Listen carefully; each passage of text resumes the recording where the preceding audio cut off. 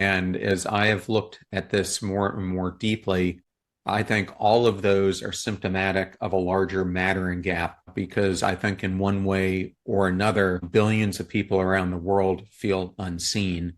And I think they feel unseen because they are having to prove themselves to a system that from almost the day they enter school starts to rewire them to see themselves in the form of what they have to do to prove themselves in order to feel significant. And so it causes so many of us to wear masks, hiding our true superpowers and our true identity. And the more you keep living like that, the more you start feeling invisible in your own life. And it leads to those things that I mentioned. Welcome to another episode of the What If You Could podcast. And today, my guest is John Miles. Hello, John Miles.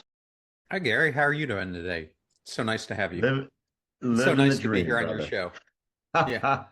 I So you, have you, you have me, we have each other. It's a beautiful thing. John, you've got so much great stuff. I love your Passion Struck book behind you. You've got the children's book. You've got Mattering Revolution. So much to jump into, but we are the What If You Could podcast. So, like I mentioned, I always ask my guests out the gate, Mr. John R. Miles, what is your What If You Could? if I could change the world by helping all children in the world realize their inherent worth by helping them be seen, valued, and understood, I think it would make a profound impact on the world we live in. Wow. Yeah, that's a far cry from children should be seen and not heard and stop asking questions and don't bother your grandfather. That's powerful. We're losing our children, it seems to me, on a bunch of different levels. Is that why you started the children's book? You're like, I'm done with adults. Now let's work on the kids. I started to look a lot more deeply into what is happening and why is civilization, regardless of where you live, coming unhinged. And we hear throughout the world that people are experiencing epidemics of hopelessness, of loneliness, which we've heard a lot lately, of people feeling burned out, of just feeling something is wrong with the system. And as I have looked at this more and more deeply, I think all of those are symptomatic of a larger mattering gap because I think in one way or another, billions of people around the world feel unseen. And I think they feel unseen because they are having to prove themselves to a system that from almost the day they enter school starts to rewire them to see themselves in the form of what they have to do to prove themselves in order to feel significant.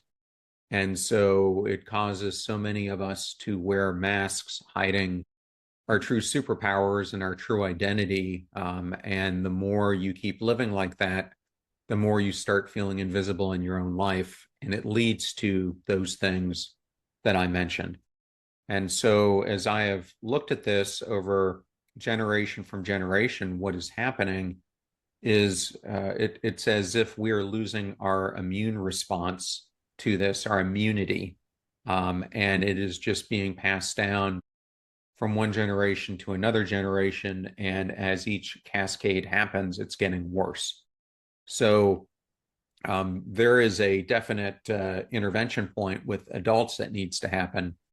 But when 40% of all high schoolers, according to CDC in the United States, are facing a chronic state of sadness or depression, you see that you have to start interceding long before that. And to me, based on science, the best time to start doing that is when kids reach kindergarten, first grade, second grade, because that is where their value system starts really getting formed. And so that is why I decided to write a children's book to start attacking this um, at children, but also with adults. Wow. Holy moly. Okay, you opened up just a whole ton of stuff there. It's bizarre that we're the most connected we've ever been in the history of the world, yet we're the loneliest we've ever been in the history of the world. And this fake connection, like you said, the mask and the lack of authenticity behind it, this pretending to be stuff. I mean, almost to the point where you radically change who you are, um, is really bizarre, isn't it? I mean, we're so connected, yet it seems to have had the opposite effect on people. I recently did a solo episode myself on this whole concept, and I was really intrigued by looking at the Dunbar number. And if people aren't familiar, the Dunbar number of 150 came from British anthropologist Robin Dunbar, who was really studying how many connections can you possibly have before you start losing your ability to have connections, and it really spikes at about 150. And I think what's happening in the world now is we're trying to live in a world where we're expected to connect with 8 billion people. We're expected to know what is going on all over the world, to have a thought on any natural disaster that's happening, any war that's happening, any civil unrest that's happening. And we are getting so saturated that we are losing our grip on our tribal nature. And that's where those connections are most important. And I was listening to um, a podcast the other day, and they were talking about how in the past, so many women, it was a post traumatic parenting podcast, and they were talking Hmm. about how so many women before they had kids in the past knew a ton about it because they were surrounded by family members and other people in their vicinity who had kids, and so they were much more um, close to it. Whereas what the two psychologists were bringing up is that many parents have kids, many mothers have a child, and it's the first time that they've ever really been around a child to have to care for them, and so they don't have that support structure and example structure that.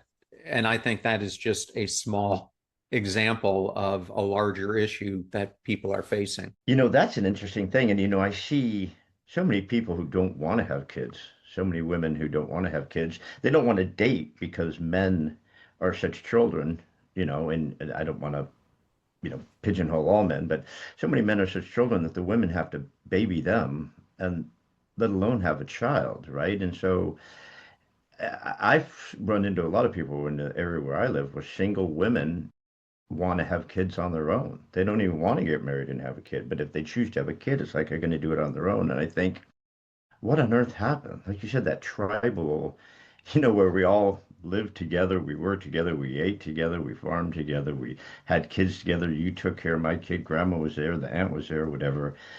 And yet now we just want to do things alone. And it's bizarre to me. We've lost that connection like that. Well, Gary, I think one of the things that is the cause of this is I feel as men we were trained to be useful, not relational, and usefulness no longer guarantees belonging. I'm not sure about you, but I was kind of brought up in a culture of learning to produce in order to provide, in order to endure, and then you suppress all your emotions. And that system worked when roles were clear and stable. But in this fluid, emotionally complex world we live in, um, I think more and more men don't know how to be with uncertainty, how to stay connected without control, and how to matter when they're not winning.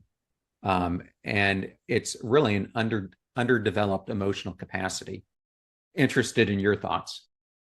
Yeah. Well, the matter part is 100%. I mean, I think men absolutely don't believe they matter because they're told they don't matter. I mean, gosh, if you're me, if you're a 62-year-old white guy, you flat out don't matter. And the younger generation, even the younger kids, it's like, dude, we don't need you for anything. We don't need you to have kids. We don't need you to take care of us. We don't even need you to be a man. You can be whatever you want. And I think these young men are desperately struggling. And there's so few role models, really. I mean, if you look at it, I guess there's sports, but sports is such a, or whatever. I just think there's such a lack of role models for young men. And so they go online to find it, and that's about the worst place you can look to affirm yourself that you do matter. Well, it definitely shifts how men are perceiving themselves, because what is ended up happening is they're starting to look at men who represent themselves by dominance, instead of vulnerability, and we start feeling that in order to be strong, you need to do X, Y, and Z. Strength with heart is what we really need to be focused on. So it changes that false binary that men must choose between strength and compassion. And I think so many men think that they have to be strong and they can't be the other side. And it's that false binary that I think makes it so confusing for so many. Yeah, I think at our core though, I think most men want to be the provider, they want to be the husband, they want to be a, a good father for their children. They want to be empathetic, they want to love, they want to be open. They want to, and the weird dynamic, kind of like what I talked about earlier, is kind of weird dynamic. Although social media and the younger generation are so connected, but are disconnected. Yet I think the younger generation seems to be able to share more. They're able to share more than the older guys did. But I don't know if they're sharing in the right way. But I think men do want to be provider. I think men do want to that traditional, I don't like the term traditional, but that traditional role, I think is desirable for most guys. But I don't think they have a lot of role models in which to do it, except like you said, the over aggressive. And if you want to be a man, you have to be, you can't hide your emotions and things like that. But I don't think at our core, at our soul, we really want that. No, I think boys learn early, and I feel like I learned this to don't need, don't feel, don't ask. And that produces independence, but it also produces, as you've brought up, isolation, because we've trained men for certainty in a world that now requires attunement. And I think that's one of the biggest gaps that's happening to men now. You talk about with your mattering revolution and the things that you're working on. I love the Matterverse. The mattering verse is awesome. But you talk about loss of meaning, belonging, and self-worth. And boy, I just think self-worth is really struggling right now. I think people are really struggling with self-worth, um, to the point where it's almost dramatically changing them at a level we may have not seen before.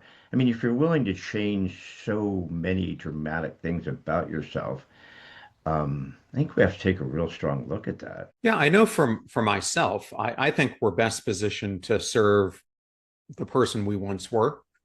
And I had a very successful career. And in fact, I was a person who, in many levels, was trying to create a architecture of success in my life. But for me, that success meant that I was constantly having to prove my worth. And so as I rose from the Naval Academy to becoming an officer, and then went into the civilian world and started my progression of position to position. I found that I was an architect of processes and systems and um, employee betterment, and I had built multi-billion-dollar portfolios for Fortune 50 companies like Lowe's and Dell. And on paper, you would have seen me as the definition of all in. I had the income people die for. I had the C-suite title. I had the global influence. But what I realized along the way was that that very system that I was working in was erasing my self-worth every single day that I was coming to work. And it was like I was building a cathedral on a swamp. And so one of the messages I'm really trying to bring to bear is stop being an architecture of success and start becoming an architect of significance. And this cathedral on a swamp is an eye-opening metaphor, because so many of us, I think, are trying to build monuments. And to me, it's an interesting thing to look at those who have come before us. If you think about the people who were building the Great Pyramids, or those who were building the Great Wall of China, or many other things that have been built, oftentimes they went into this realizing that during their lifetime, they would never see the completion of the project. Yet they knew what they were building was of significance to the people who came after them. And I think so many of us today want to build the monument during our lifetime. We want to create the strategy, create all the walls to it, implement the whole thing, and then worship ourselves in the results from this monument. But any monument I know, look at the Washington monument. You can't really live in the monument. It's not going to really bring you a lot of shelter if times go bad. And so I think we need to start building houses that are going to outlive us, rather than monuments that are built upon our personal needs, and start serving the world more. I love John Maxwell talks a lot about success or significance, significance or success. Um, but you're kind of doing that, but a different sort of foundation. You're maybe not the physical building of stuff, but I think you're with what you're doing with a lot of stuff that I've read about you is that you want to build a foundation of people, and you want to help people with their foundation, which will then spread further to help more people build their foundations. Maybe not the physical homes, the physical edifices or structures, but the foundation of people, to where you're reaching back into them and saying, you do matter. Let's take a deeper look about what you want and what matters to you, not what matters out to the world, what's going on out there. That mask, I love that about the mask, but really what matters to you. And then let's start there. Let's make that the foundation. Yeah, I was doing this interesting interview a few years ago, and I was interviewing this gentleman who leads a major business school named Andreas. And he was born in Switzerland, and when he was in his late teens, he was really searching, as a lot of us are, for meaning in our lives. And he was fortunate enough that he got accepted into the Swiss Guard. And before he knew it, he was one of the primary guards of Pope John Paul II, who became a personal mentor to him. And he recants that when he was in the Pope's presence, it was as if the whole world stopped, except for the two people who were in the room. And the Pope could sense in him how unhinged he was. And he really tried to tell him that your mission in life is to discover why the person looking at you in the mirror every single morning is the most incredible person you will ever meet. And it's up to you to unearth your superpowers to bring them to bear to make the world a better place by solving a problem for others that only you can solve. And I think that's where true happiness, true fulfillment, our true sense of flourishing comes from. And you only have to look at science to see that a lot of this is true. I spoke to Dacher Keltner, who's a professor at the University of California, Berkeley, who studies awe. And I think most of us think we experience awe in our peak moments. But what he found is that we experience our peak moments most commonly by either performing acts of service or witnessing someone else perform an act of service to another human being, what he calls moral beauty. So you're right. I'm trying to help people see their lives completely differently, because I think many of the foundations, the value systems that we've built our lives upon, need course correcting. Because what I have found, and it's backed up by behavior science, positive psychology, etc., is that it is the micro choices that we make that determine the life that we can achieve. That is the basis of the future self we become. And those micro choices are based on your value system, your foundation. So if you've got a cracked foundation, those choices that you're making are never going to end up leading you to where you could be in life. You're going to end up living where you think you should be, and that difference between should and could is what I call the mattering gap. Oh, you opened up some great stuff there. You opened up some great, it's just like I used to tell my kids, and everyone said it forever. No, there's no new stuff really, but if you feel really poopy, go help somebody. I mean, you'll feel better, they'll feel better, and you'll forget what the heck you were whining about. Since you touched on the psychology, you talk about the psychology and spirituality. Touch on that for me because a lot of people won't put those together. How do you work the psychology and spirituality in your mattering revolution? Well, they actually come together quite nicely. I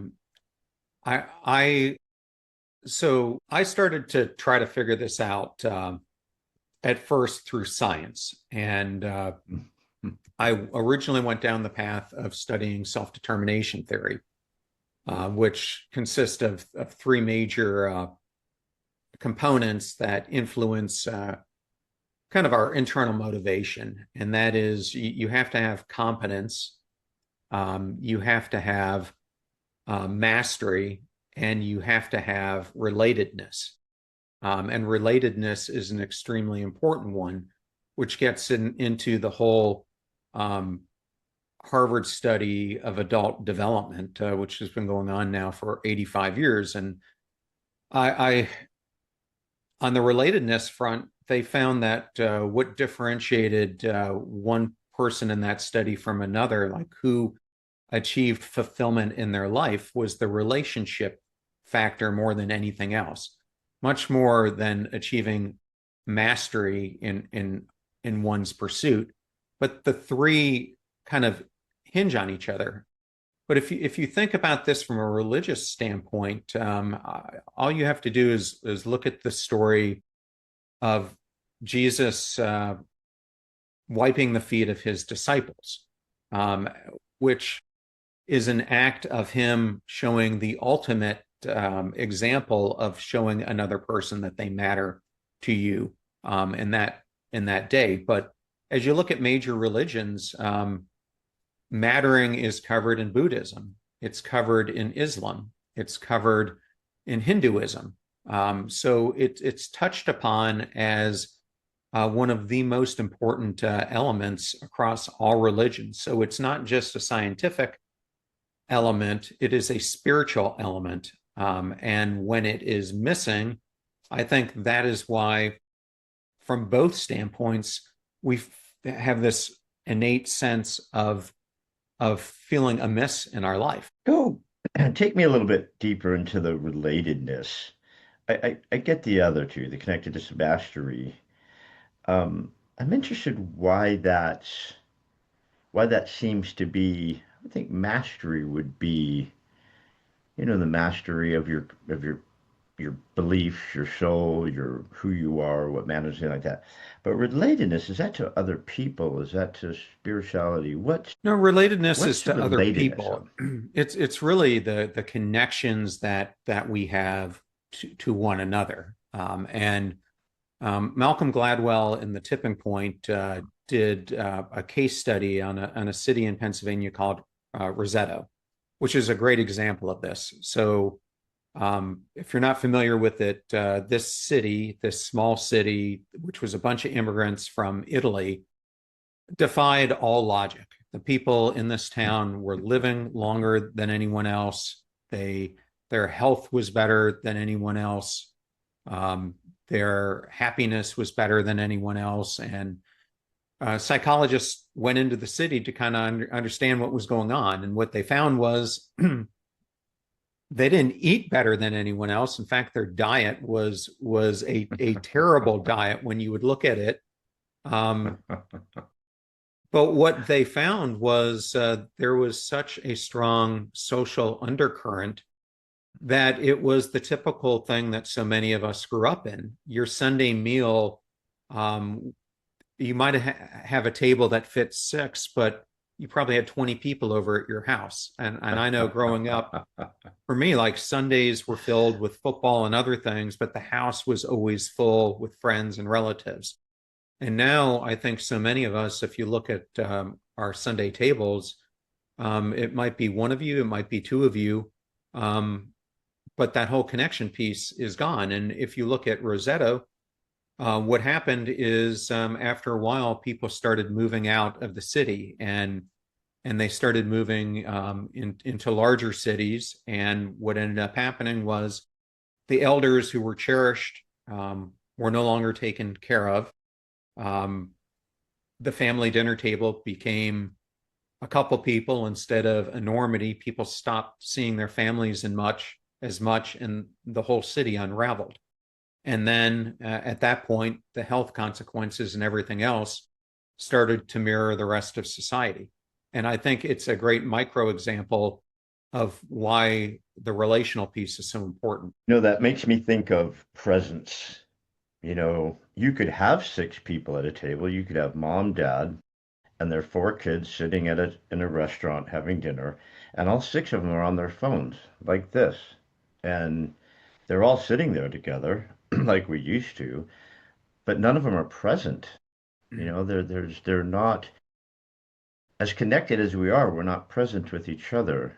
It's like sometimes you're sitting there having a chat with someone and they're not listening. They're just waiting for you to stop talking so they can jump in and tell you what they think, right? There's not that connectedness. I didn't grow up with a big family. I didn't grow up with any family. I was a latchkey kid. But but my uncle, when my mom used to send me to my completely insane uncle, who I adored because he was completely insane, he had family and they did events and it was just so amazing. And then we were fortunate enough to travel a lot to Europe, and you go and you stop somewhere along the road and you have dinner at someone's house. They have a little they just serve dinner at a little restaurant, whatever. And that community, eating has become something that we force down while we're doing something else, right? But there, eating is an event, even if it's the same Yep. every night, right? You're laughing, you're talking, you're having multiple courses, everyone's engaged. And that alone can affect your health. That alone could show that you do matter. You've got people care what you're thinking, what you're saying, what you're doing. Yes. No, I mean it's a I mean what you're saying is exactly correct. I don't know how often I too go out and you look at people who are sitting sometimes one on one. We were at a Longhorn steakhouse the other day, and my wife, myself, and my mother-in-law, and we're having a conversation. And there's a couple at the booth across from us, and we're sitting there watching them have dinner. And about three-quarter of the conversation, they're both on their phone, just staring down in their own world, not even acknowledging each other.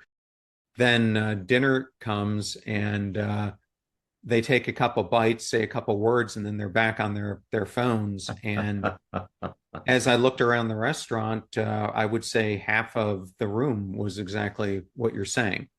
But this is where, tying it back to children, this is where the whole sense of mattering starts breaking down. Because when we are not feeling from a relational standpoint that we matter, I think we inherently stop showing it to others. And it only takes you so many times that your kindergartner is going to come to you saying, look at this piece of art. And we've all seen those kindergarten pieces of art that I've created. Or let me tell you about, what happened on the playground. And if the parent is on the phone, if they're tuned out, if they're not paying attention, there are only so many times that a child is going to go to their parents before they realize um, that they're just a nuisance and that they don't matter. And I think that's the beginning point in our homes where we start learning this, and why it was so important for me to come up with a project that gets both the child and the parent to start thinking about this, because anyone who reads a children's book knows it's not just the child who's reading it, it's the adult. So if you get them both to start realizing this, it starts having an impact on both the child and the adult. I love that. When I used to pick my kids up from school and my wife would pick up my kids from school, they didn't have phones back then until later, like they're, I think 15 and 16 is when they got their first phone. But that time picking up from school, turn off the radio. And how was your day? What was going on? Is that dude still flicking boogers at all the girls? Or, I mean, what's going on? You've got this cone of silence, like the Get Smart cone of silence, and it's you and the chief, and you've got your child in there. And that's time that, although you're driving, you shouldn't be distracted. But even if you could grab time here and there, because everybody's so hectic, you could always grab time. And I remember we always read to our kids at night, always. I mean, our house was full of books. And to this day, my boys comment on that. And then they both read to their kids, when they put them in a bed at night. Because we're losing that connection, we're losing that time. So I love that you put together a children's book. Because, like you said, the parent is reading to the child. There it There is. it is. You mattered, Luna. You matter, Luma. Yes. I love it. I love it. And it's just, it's so crucial. It's so important for the child's mind. It's so important for their growth to see words, to see pictures, to spend that time with mom or dad or grandma and grandpa.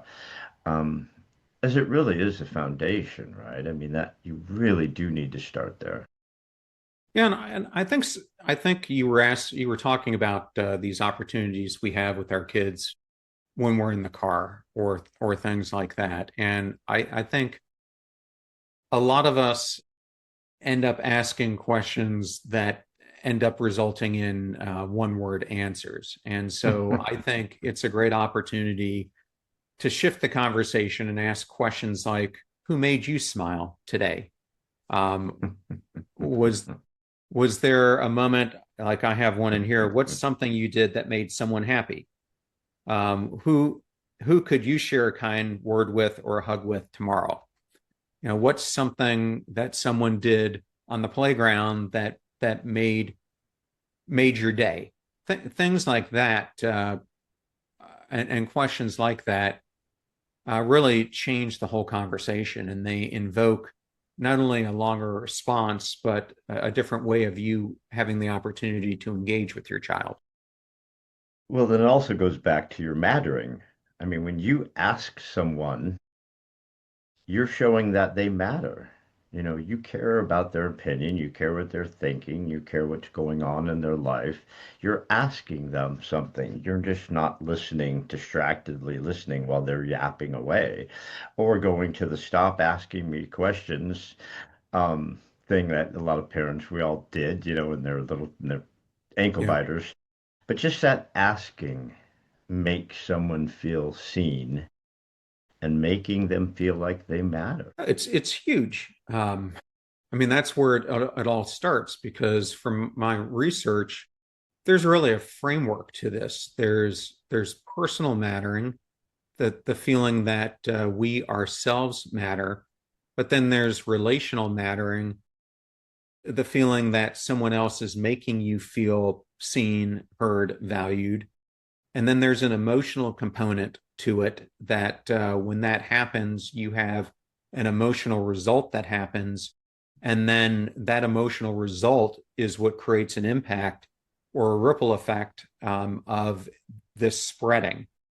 But if you yourself don't feel like you matter, you're likely not telling anyone else that they matter. And so it starts this um, closure of the circle where you're not getting that reciprocity back. And so that's where the breakdown starts happening. And the unfortunate thing is for so many of us, it's not happening in one place. It's happening in our family room. It's happening in our relationship at work. It's happening in our relationships with our friends groups. It's happening in our relationships at church.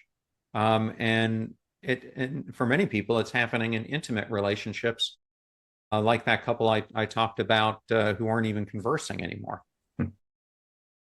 You know, that's so true because if you don't feel self-worth, if you don't think you matter, then the likelihood of you asking for help, the likelihood of you asking for connection, the likelihood of you asking for intimacy, the likelihood of you asking for ready or asking for just asking. If you don't think you matter enough to get the things you want in order to ask for them, boy, that's a tough rabbit hole to get out of because it's just a spiraling down. You have to break that cycle of feeling that you matter enough to even ask for what you want. Well, and the tragic thing about this is I don't think this is a new concept.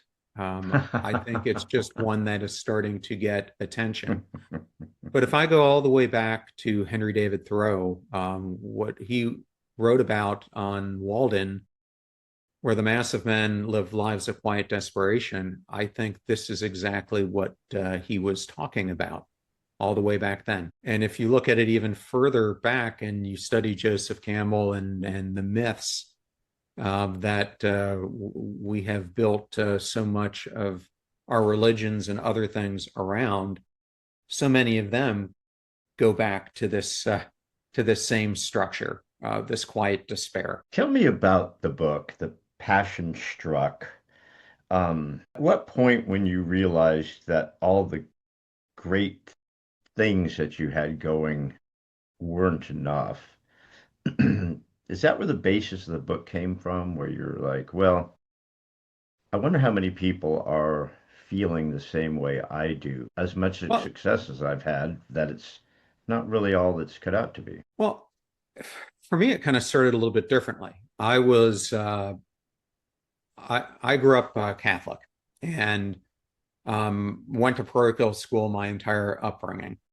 But during that entire time, I don't think that I was ever really taught to read the whole Bible end to end. You tend to get the cliff notes or what Rome is programming into the monthly calendar, and that tends to be what you hear, and so many of them get repeated because they cherry pick the stories. And so I decided I wanted to really do a deep dive when I was in my early to mid 30s, and I started to take this series of courses that I don't know if it's offered outside of the Methodist religion, but that's where I started to do it. It's called Discipleship One, where you do 34 weeks of the entire Bible. Then Discipleship Two is 34 weeks of the New Testament. discipleship 3 is 34 weeks of the Old Testament. Um, and it is a Wow. major time commitment because we were meeting twice a week with our pastor. And it was a great small group because we would all bring potluck in every time we met, and it was about a 2 hour session. And I felt very fortunate because our pastor wasn't just a PhD in theology; he had a PhD in world history. And so, what was Wow. really awesome was he was able to take scripture, and and he didn't just cover Christianity; he covered the other major religions too, Mm. to show how they were all teaching kind of the same thing. But then he related it to modern life. But it was during this season that I got this calling, that I was supposed to help the beaten, the broken, the lonely, the battered, the hopeless of the world. And Gary, I have to tell you, at the time I was a senior executive at Lowe's. I had no idea who those people were. My immediate mind was like they're the homeless that we see on the street. And I guess it was through my own me search that I came to the conclusion that I was one of the very people I was asked to help. And it Mm. was very painful when I started to relook at my identity that it fit in one of those buckets, because I reached a point along the way, not too many years after this, where I was emotionally numb, and I felt completely unseen, and had experienced severe depression and loneliness and everything else, and burnout, and so Passion Struck is really my me search of rebuilding my life, and the steps that I went through, which were based on me studying about 700 other exemplars, everything from high performing executives to people you'd never heard of, to astronauts, to professional athletes, and like, what do all these people have in common? And so what I found was that there were 12 different shifts that people made, and I grouped them into 6 mindset shifts and 6 follow-on behavior shifts that restore a life of significance or help you build a life of significance.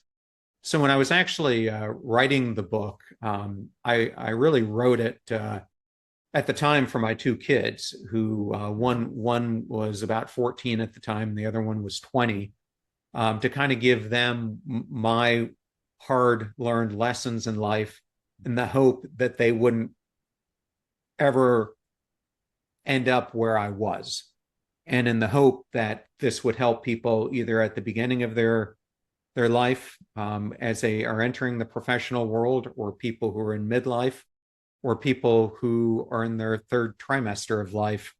Try to see that there's always a path to significance regardless of how old you are. So that's how the book came about, and it was a 2 year um, it was 2 years of me taking these concepts and applying them in my own life to see if they worked, and then writing about my story, and then giving examples for each one of how it's each of these principles has helped someone else, whether it be Oprah or Gary Vaynerchuk or Derek Jeter, or less known people who I cover in the book. Yeah. Oh man, I wish I would have asked that question earlier. Wow, there's so much there. Um, so people are going to have to get the book to get into it because we don't have time to get into the. But it's so fascinating. You mentioned astronauts and professional athletes, and like they always say, well, when you come back from space, when you come back from walking the moon, how are you going to top that? I mean, where do you go? And the downfall from a lot of those guys was pretty harsh because, professional athletes, you're on top of the world, you got tons of money, the next thing you know, you're broke, and all the fans are gone. These are really hard things for a lot of people to overcome. So I love that topic, and I could see how putting yourself through it, to be sure, was probably a Well, good idea too. I think I think each one of them takes a different path, and some of them probably become completely unfulfilled, and others find fulfillment. And maybe I'll just take a couple astronaut stories. So Susan Kilrain is a good example. People aren't familiar with her. She was the second female shuttle pilot, but she was also the first female F-14 pilot before she became an astronaut. And after her mission, and she had the unique situation that they went up in space on the first shuttle flight, and they had issues, and so they had to return early, and so they retrofitted the shuttle, and she got to go up again a few months later. But after that, she and her husband decided that they wanted kids. So you could think at the pinnacle, she left the astronaut program to start a family. And now she's a children's author, and she's a venture capitalist. So that's one example. I have another Naval Academy classmate of mine, Chris Cassidy, who was the chief astronaut of NASA, and he left and had all these opportunities to go to SpaceX and do a lot of the things that astronauts can do to make money, and he chose something closer to his heart. He chose to become the CEO of the Medal of Honor Museum because he wanted to create a living Um, legacy to his time as a Navy SEAL, and to pay homage to so many great Americans who went before us. And so, to me, I almost think what he's done in establishing the Medal of Honor Museum is probably a bigger triumph than what he has done in space. And I'm interested to know, now that he's leaving that, what is the next chapter for him? But then you probably have astronauts on the other side of the spectrum who that was their moment, and they're kind of living. And we all know people like this. They live in the past. that's what they have to hold on to. I love Harvey Mackay. He's written so many books, Harvey Mackay. But one of his books he written is We Got Fired, and he took a lot of people that are now famous that would have never been famous had they not been fired. They had a janitorial job and they got fired, and the next thing you know, they're the manager of the New York Yankees, and it's like you never know what's going to lead you to find your path. So the people who did move on, like the people you talked about, is I love that. I love those types of stories. But I'm going to get you out of here. I promise. I promised that I would. So, John, I lied earlier. I said I just had one question, but I actually have two questions. I like to ask my guests the "What if you could" question at the beginning. But before we leave, um, I want to ask you one more question. Um, is there a thought? Is there a message? Is there a belief? Is there something that means so much to John R. Miles that he wants to leave with us before we get out of here? What's that one thought you'd love to leave us with? So I developed and have been using a core belief wheel for decades now.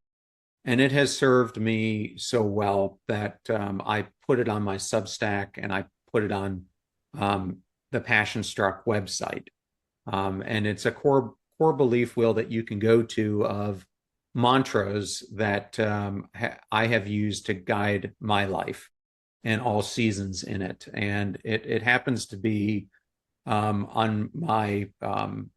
both the website and my Substack one of the most searched pages out of all of them.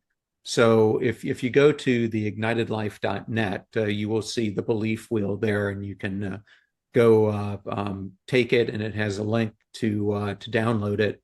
And I can't tell you how many people have not only downloaded it but implemented it, and have gotten back to me about how much it has helped them reorient their own value systems. So and I will use that to just mention someone who I have a lot of respect for, and that's Marshall Goldsmith. And I had the chance to interview Marshall about his book, The Earned Life. And I asked him, after all these years and all these conversations with top leaders in the world, and if people don't know who Marshall is, he was probably the number one executive coach in the world.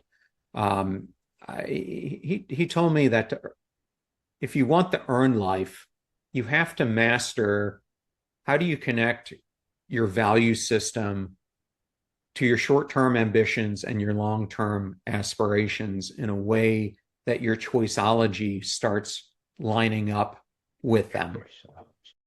And that's how you create the earned life over time, which is I know everyone knows his book, "What Got You Here Won't Get You There," but I actually think the earned life is actually a better book. Choiceology. I love that. I love that. There's a great podcast called Choiceology too, and I'll have to look it's that all about behavior science. up. My good golly goodness, I could talk to you for hours, man. You fascinating. You've got so much there. Guys, we've been blessed with a moment in time with John R. Miles. He's a transformative leader, best-selling author, founder of the Passion Struck global platform, igniting Mattering the Revolution. He has the book-selling book, Passion Struck. He's working now on Matterverse. Mattering verse. I'm sorry we didn't get to that, but John, I know you got to go. But real quick, where can we find you? Where can we get more amazing John R. Miles? The children's book comes out on February 24th, and there are two great places you can go for that. If you want to learn more about the book, you can go to Luma.com, or buy it on Barnes and Noble.